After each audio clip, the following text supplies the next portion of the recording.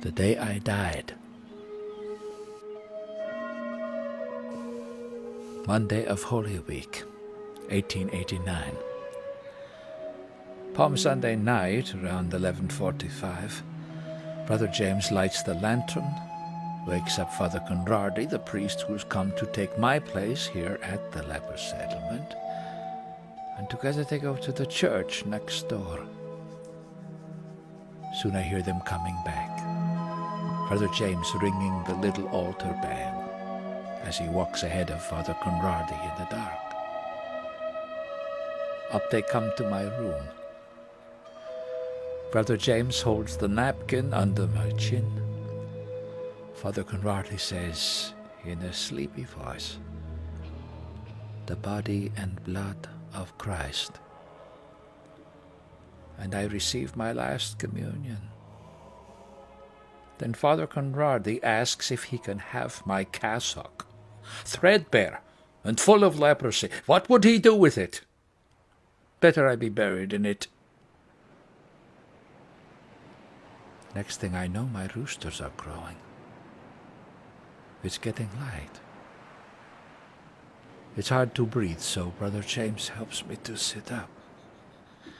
And while he's holding me, I breathe for the last time. As Brother James bends over to close my eyes, the farewell chant begins outside my door and spreads throughout the settlement till every leper knows that Carmiano's spirit has departed.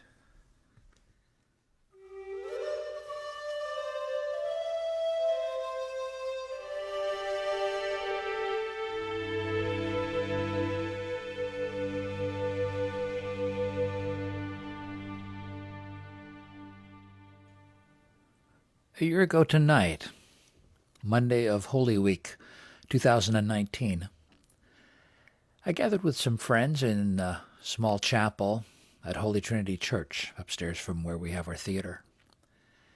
And I did a reading of Damien. 30 years before, in Holy Week of 1989, I performed Father Damien for the first time, 1 century after his death in Holy Week 1889. It was remarkable to see these times fold in on each other, connect up. When I stood on the stage 100 years after Damien's death and thought about his calling, the way that God had made him a man who could go to Hawaii and move in with the lepers and live with them and make their lives better until he himself died of leprosy. I thought of that calling, and I thought of my calling, which is not so grandiose, but I do have a deep sense that this is what I'm made to do. Tell stories on stages. Stories like Father Damien's story, which might not get told on a lot of other stages. And I've got to say, Father Damien's been much on my mind these last weeks. The people from his parish were taken by armed guards and dumped on a little inhospitable spit of land on Molokai. Isolated, so nobody else would catch their disease. And Father Damien went in, and he brought medicine, and he shared his pipe with them, and he lived among them, knowing that he could contract their disease. And I think of the people who are doing that right now. My friend's daughter, 7 months pregnant, who works as a healthcare professional in New York City. The folks at the grocery store who handle everybody's groceries and work an 8-hour shift exposed to whoever happens to come in to buy the food that they need. It's a more common kind of sainthood, I suppose. But it moves me very deeply.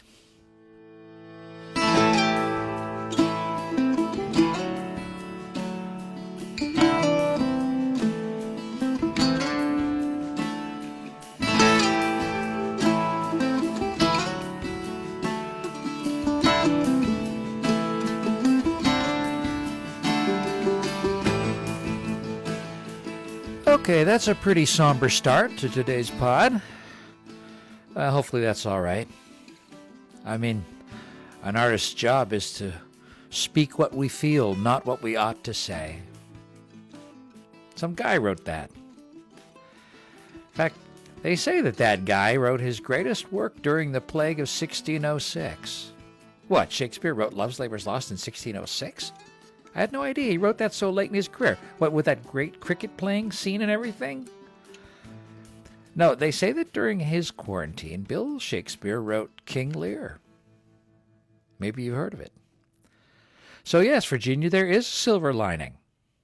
At least sometimes. For some people. But still, like I always say, every silver lining has a cloud.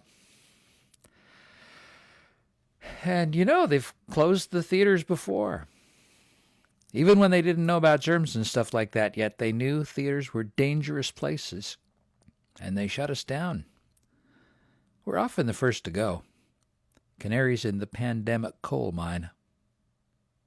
Maybe this podcast is my Lear. Or maybe it's just my Love's Labour's Lost. Words, baby. Words. Gotta love the words.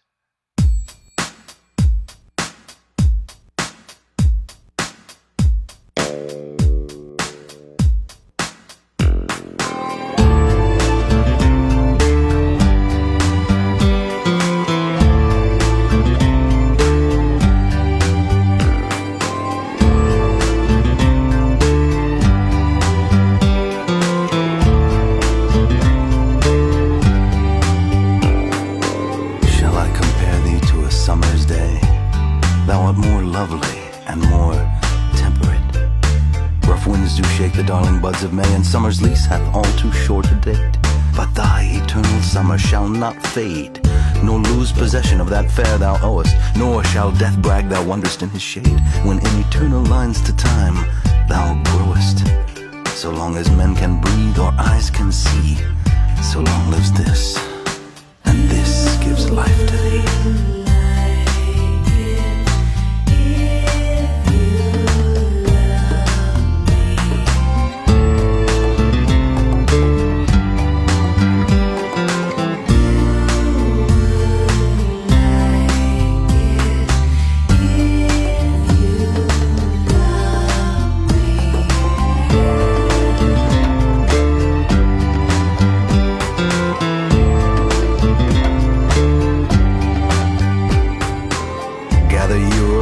While ye may, old time is still a-flying, and this same flower that smiles today, tomorrow will be dying.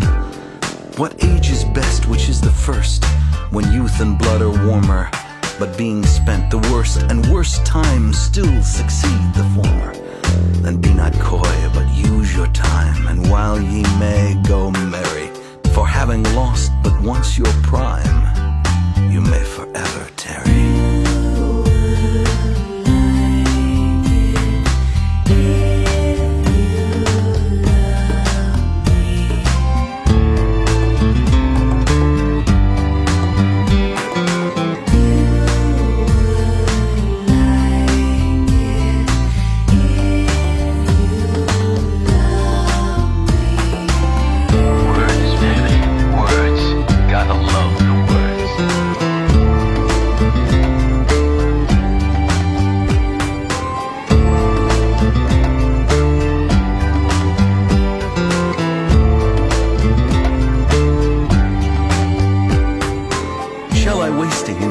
Die because a woman's fair, or make pale my cheeks with care, cause another's rosy are. Be she fairer than the day, or the flowery meads in May, if she be not so to me, what care I how fair she be? Great or good or kind or fair, I will ne'er the more despair. If she love me, this believe, I will die ere she shall grieve. If she slight me when I woo, I can scorn and let her go. For if she be not for me, what care I for whom she be? What care I?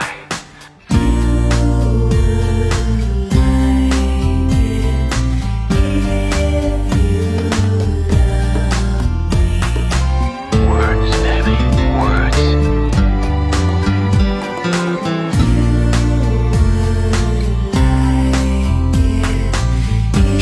wasting in despair. Words, baby, what care I?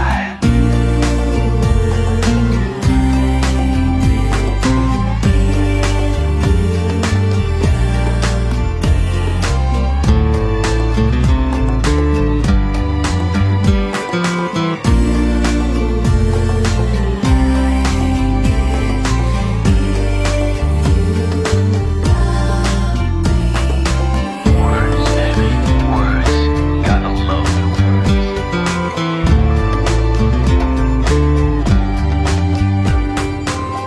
Perhaps we could have breakfast in the morning.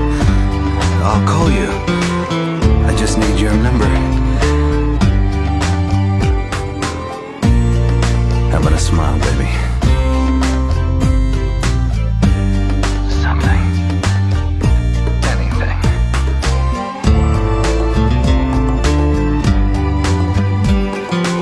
Shall I compare thee to a summer's day? The graves are fine in private place, but none, I think, do there embrace. Words, baby, words. Gotta love the words.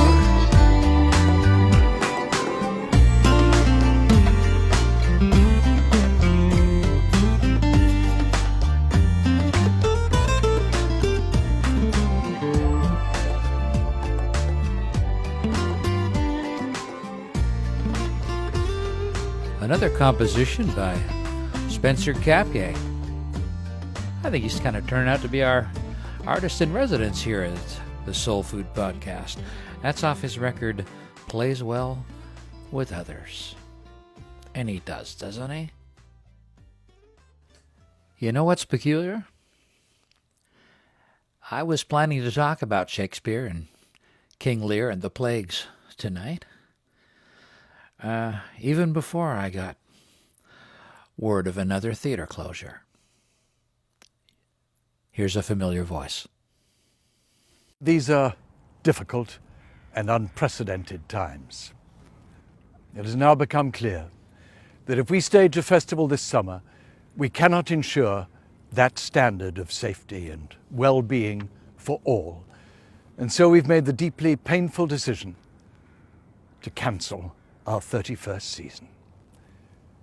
We're grieving for it, but we are sure that it's the right thing to do. We look forward to that time, a year from now, when I will stand in this spot, and behind me you will see our beautiful barred tents rising again. And soon after I heard that message, I opened my email and read a letter from another friend whose summer festival takes place just a couple beaches down from Bard. Dear friends, theater isn't very good with social distancing. Our specialty, in fact, is the opposite, social inclusion. In normal times, the heart of our job is bringing a group of strangers together, rubbing elbows and breathing the same air, and telling them stories that make them feel less alone, less an isolated individual, and more part of a larger community. These, alas, are not normal times. And sadly, Ensemble Theater Company must cancel our 2020 Summer Festival. Tarek Leslie, Artistic Director. All of this is very sad news. Inevitable, but very sad. It's been going around. I will say that I got some good news today, on a much smaller scale and really only a big deal for me personally, but I got an email from somebody. Back in 1978, just before I left Alberta, in a dusty record bin somewhere in Edmonton, I found a record called Hustlin' and Bustlin'. The artists, the original Sloth Band. With a name like that, how could I possibly resist? I bought the record. I fell in love. I moved to Vancouver. I got a couple more records by that same musical ensemble, and I still play them to this day. And today I heard from Ken Whiteley, who said, yeah, sure, go ahead. Play our music on your podcast. Here we go.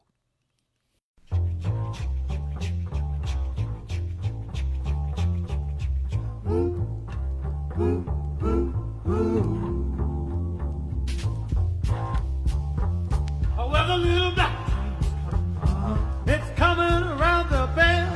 Oh, you know you don't need no ticket. Just let the Holy Ghost come in and get on board. Get on board, little Whoa, get on board. Get on board, little Jim. Whoa, get on board.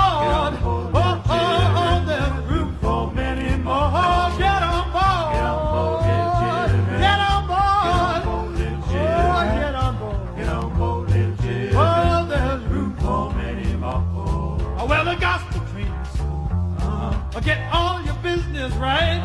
You better get your house in order. Said the train may be here tonight, so get on board. Oh, get on board. Oh, get on board. Get on board, little Jim. Oh, there's room for many more. Oh, get on board. Oh, get on board. Oh, get on board. Oh, there's room for many more. Oh, where the little black train's coming. It's coming around the curve. You better get your house in order. Oh, well, it's strained every nerve. So get on board. Oh, get on board. Oh, get on board. Get on board. Oh, oh, oh, there's room for many. Oh, oh, get on board. Oh, get on board. Oh, get on board. There's room for many more.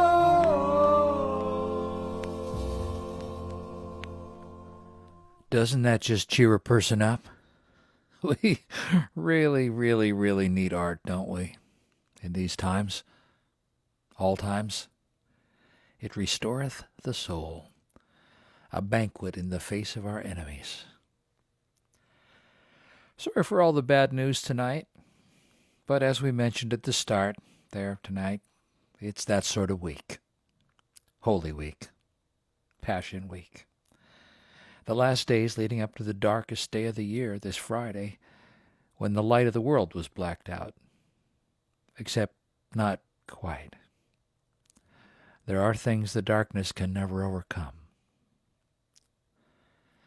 I'm watching Netflix this week, a series called Messiah. A story like that story that they call the greatest one ever told, but not quite. Off kilter. It starts in modern Syria. This Jesus, Isa, is Muslim, I think. I'm not sure about everything he says. I'm on the edge about what he'll come out with, what he'll do next. I'm uneasy, the way I was with the Last Temptation of Christ. Off balance, the way I would have been with the Messiah.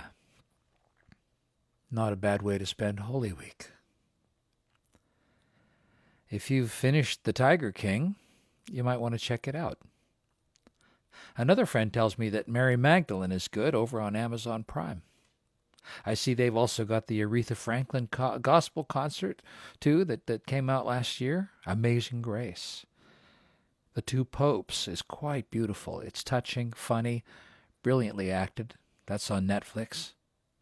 It's way more entertaining than you'd ever expect, and not just because it's got the World Cup in it.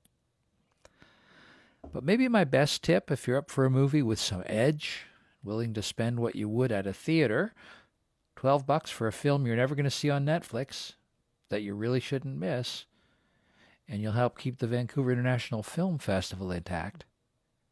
Stream Corpus Christi. Don't say I didn't warn you. It's violent and intense, but I think profound. And profoundly right for this particular week of the year. Corpus Christi. Stream it at vif.org. Before we turn back to Shakespeare, I need to mention how Pacific Theater will be marking the Easter weekend. Every Christmas, we put together something called Christmas Presents, an idiosyncratic combination of great music and good writing to commemorate the season. So with nothing else to do this Easter, I figured I'd pull together a little Easter Presents. It would be better live, but, well, you know. So we'll do what we can. It'll be the next Soul Food podcast. Meet us back here on Good Friday, or maybe even on the night before, Maundy Thursday, and we'll spend some time Eastering together, virtually together. But back to King Lear. Let me read you a passage from one of my favorite novels, Open Heart, by Frederick Buechner. It's a few pages long, but worth it. So settle in for a story set in a high school English class. The Lear class had gone better than usual. It was the third act that was up for grabs that day. Lear on the heath with Kent and the Fool, the storm coming up. And nothing could have seemed more remote from our condition. Yet there was a moment or two when, for some reason, it worked, came alive. No thanks to me. There they all sat, drowsy and full of lunch. There was a gym class going on outside. You could hear somebody calling out calisthenics, 1 and 2, and 1 and 2. There was a bumblebee softly bumping his way back and forth across the ceiling. But nobody was paying much attention to him. I sat on the windowsill in my shirt sleeves, asking some boring questions somebody had written in the margin of my teaching copy, and wondering idly who had written them and when, and not much caring whether anyone tried to answer them or not. What evidence do you find in Act 3 for a significant change in Lear's character? Was one of the questions. And a fat boy named William Urquhart surprised me by answering it. He was sitting all bent over with his head in his arms on the desk, and I'd thought he was asleep. His voice came out muffled by his arm. He said, "He's gotten kinder." I said, "What makes you think so?" The second question, coming so quick on the heels of the one he'd just answered, was more than William Urquhart had bargained for, and he shifted his head to the other arm without saying anything. You could see where his cheek had gotten all moist and red where he'd been lying on it, and there was the imprint of wrinkles from his sleeve. The ball was picked up by a boy named Greg Dixon. He was the pimpliest member of the class and the least popular. He said, "Well, when it starts to rain, he thinks about the Fool keeping dry, too. He says it right here someplace. Come on, my boy. How dost, my boy? Here it is," he says. "Poor fool and knave, I have one part in my heart that's sorry yet for thee." He's getting kinder to people, just like Urquhart said. Also, he says a prayer for people. It was Laura Fleischman who had spoken up this time. She always sat in the back row next to a good-looking basketball player named Carl West, who knew he could have any girl in the class, but for the time being anyway had settled for her.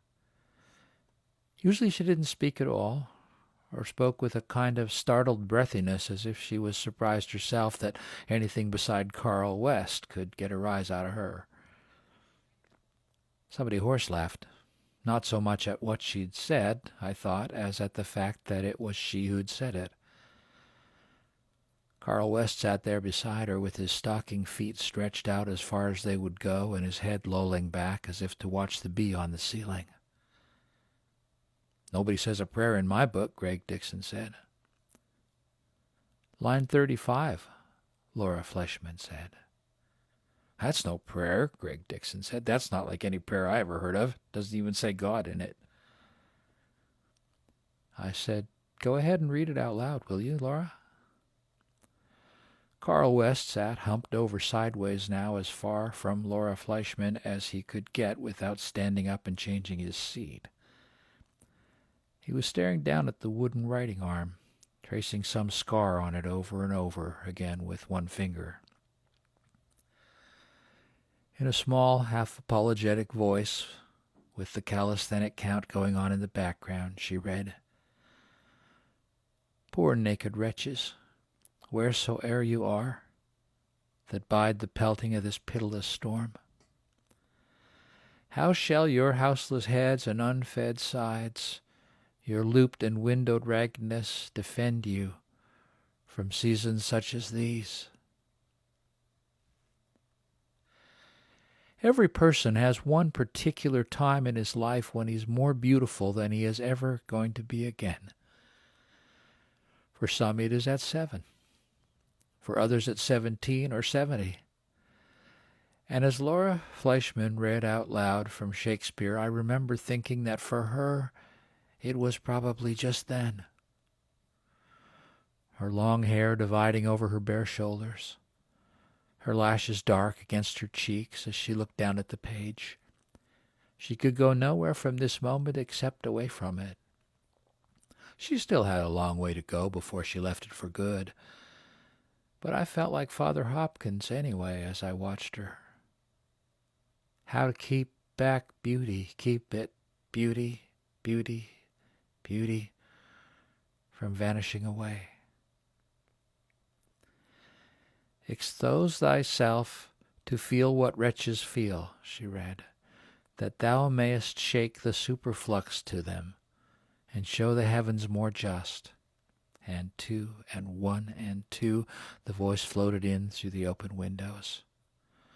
Carl West had one hand up to his eyes as if to shield them from the sun, the other cupped at his crotch. The bee drifted heavily down from the ceiling and hit the blackboard with a little thud, then crawled drunkenly along the chalk tray. I said, "Who are these poor naked wretches he's praying for, if she's right that he's praying?" Greg Dixon said, "We are." He said it to be funny. They were the poor naked wretches to have to sit there and listen to Laura Fleischman read blank verse when they could be off somewhere having fun, or whatever Greg Dixon thought of as fun. But nobody laughed. Maybe I just ascribed my own thoughts to them, but it seemed to me that for a moment or two in that sleepy classroom, they all felt some unintended truth in Greg Dixon's words. Laura Fleischman, in the fullness of her time. William Urquhart, in his fatness. Greg Dixon with his pimples. Carl West, handsome and bored with the knowledge that he could have any girl in that room. They were the poor naked wretches. And at least for the moment, they knew they were. All of us. The Pitiless Storm.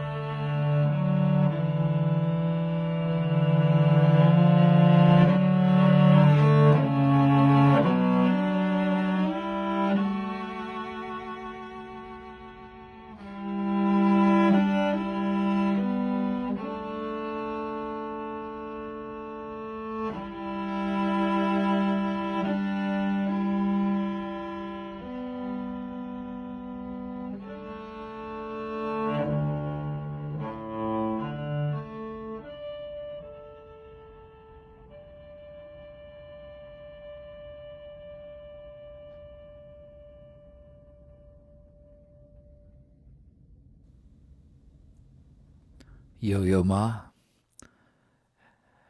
Songs of Comfort, Dvorak's tune, Going Home. That's a gift from Yo-Yo Ma to all of us. He writes, in these days of anxiety, I wanted to find a way to continue to share some of the music that gives me comfort. Thanks for that, Mr. Ma. A few years back, Simon Webb played the title role in the Honest Fishmonger's production of Lear, and that's why I invited them to do Measure for Measure on our stage the next season. Simon was Angelo. We became friends a couple years later, working together on my play Tolkien. I asked him to read us something that comes from late in that story when Lear has lost his kingdom and his daughters, and he's alone in a prison cell with one of his daughters, Cordelia, who loves him. Far removed at last from the things that seemed so important a short time before. Battles and the machinations of court, who loses and who wins, who's in, who's out. And I wonder whether Shakespeare really did write this during a plague year, with his theater shut down. And in the middle of all that grief and loss and imposed solitude. Come, let's await a prison. We two alone will sing like birds i' the cage. When thou dost ask me blessing, I'll kneel down and ask of thee forgiveness. So we'll live and pray and sing and tell old tales and laugh at gilded butterflies and hear poor rogues talk of court news, and we'll talk with them too, who loses and who wins, who's in, who's out, and take upon us the mystery of things as if we were God's spies.